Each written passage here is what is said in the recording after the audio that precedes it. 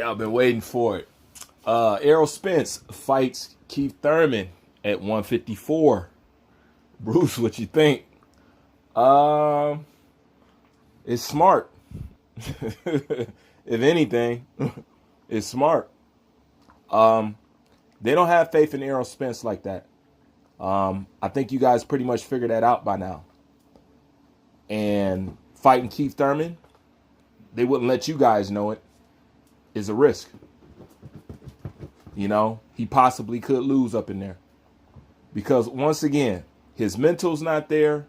You see what he do to his body, you know, as far as the substance that he's on or that he's using and stuff like that. They see all that with Errol Spence, and they not too comfortable or confident with that, you know. So instead of even risking it, because don't get me wrong, Keith Thurman is a full-fledged burnout, you know. But Keith Thurman, one-time Thurman, still got one-time power up in there. Now, Keith can still punch now, you know. And Keith got two big things on his side. Keith can still punch, and Keith can still move. Anybody with movement gives Errol Spence problems. You know what I'm saying? And as far as Errol Spence getting hit, hell, Ugas don't hit that hard, and he almost knocked Errol Spence on his ass a few times. So it's no doubt that one time, you know what I'm saying, still got that one-time power, you know, because that's the last thing to go. So, and to add on top of that, what are you guys going to say when he go 12 rounds with Keith Thurman? I don't think Errol Spence stops Keith Thurman. I really don't see Errol Spence stopping anybody anymore. You know what I'm saying? To be honest with you. Errol Spence ain't been stopping dudes since he been working with Blu-ray. When he stopped working with Blu-ray, he stopped stopping dudes. You know what I'm saying? But what are you going to say when he goes 12 rounds with Keith Thurman? Well, that's another reason why 45. That's another reason why 40. Damn. That's another reason why 54 is a good idea. Because if he does struggle, if he does go 12 rounds, if Keith Thurman does rock his world, you know what I'm saying? And, you know, they go to the decision, you know, because Keith Thurman not going to win. You know, they could take it to the scorecards. It could be a 12-round decision, whatever and whatnot. They can say, well, you know, this is Errol Spence's first time at 54. He had to fill it out. You know what I'm saying? He had to get acclimated to the weight. You know what I'm saying? That's why you got that kind of performance. That's why he went 12 rounds with Keith Thurman. That's why this and that's why that. So that's why I say it is smart. It's smart. Now, of course, it doesn't make no sense because, you know, you still holding belts at 147. And I don't know why you would fight at 154.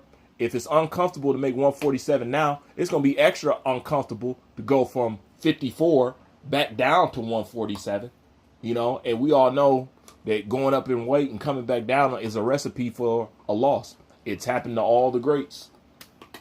You know, so is he going to stay at 154?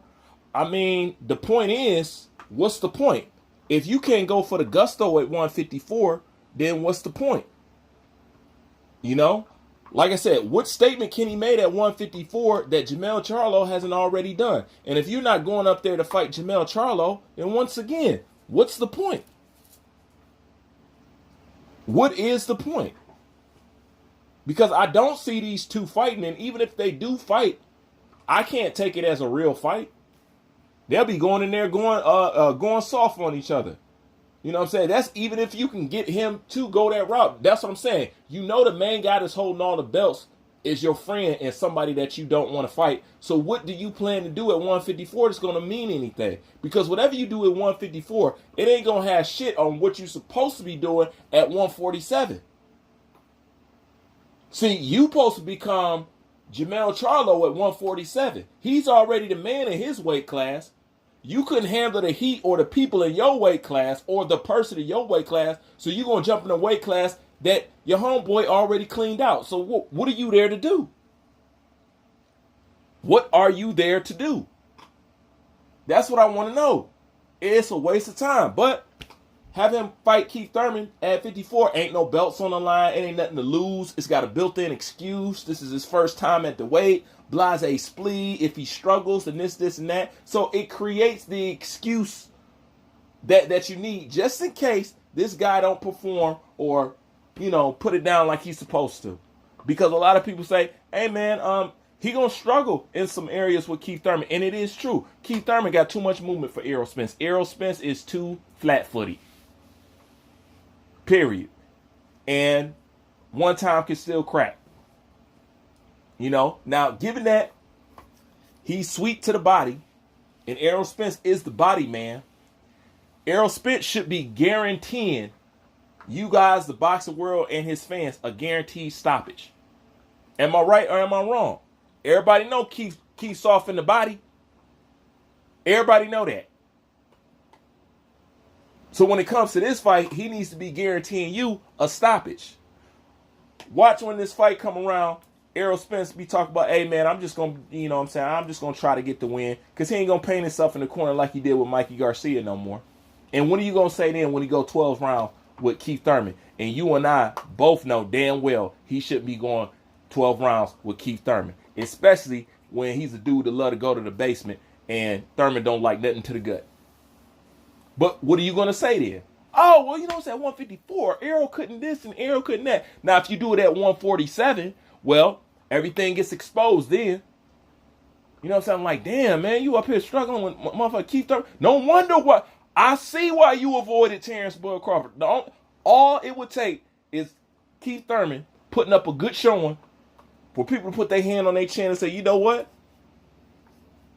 Oh, I see who was really avoiding what now. Yeah, you can't handle no Crawford, bruh. So let's go ahead and do it at 154 so we can go ahead and cloak this, just in case, because we don't know what kind of shape Eroll going to be in. Let's not pressure him to get in shape because you've seen that gut. We don't know what stuff he's on. We don't know how what mental state he's going to be in. So it's just putting Eroll Spence in a position, to, number one, to create excuse if he needs an excuse for the lackluster performance that he might give you. And, just flat out, it keeps him away from Bud. And, it keeps something going on. But the real question that I want to ask, and this is what I'm going to end it with, are you going to pay for it? That's the real question at the end of the day. Are you want to pay for it? It's not the fight I wanted. It's not the fight you wanted. Hell, it's not the fight Eroll Spence wanted. And he still got to go through and fight that. So I'm not interested in paying for no fight that even the fighter didn't want to fight. You know what I'm saying? But the question is, are you going to pay for it? That's the real question at the end of the day. See, to a certain degree, you got to go this route with Eroll Spence. All right? See, Eroll Spence can't do what Terrence Crawford did. Eroll Spence can't take nobody like David Avanesian and do. Eroll Spence needs to fight somebody with a name at all times. Because he doesn't have enough pull to do what Crawford did.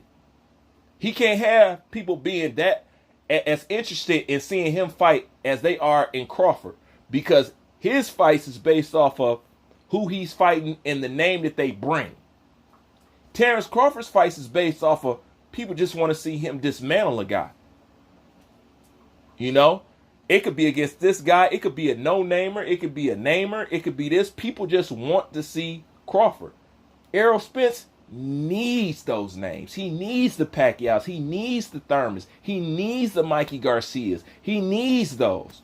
Because if you have him do a standalone and maybe fight somebody that they ain't know like that, that's not a fight that Al Heyman want to put up. Because they're going to lose out. Which really shows who's who and what's what in the game of who's really big. Eroll Spence can't fight nobody and put up numbers like Crawford.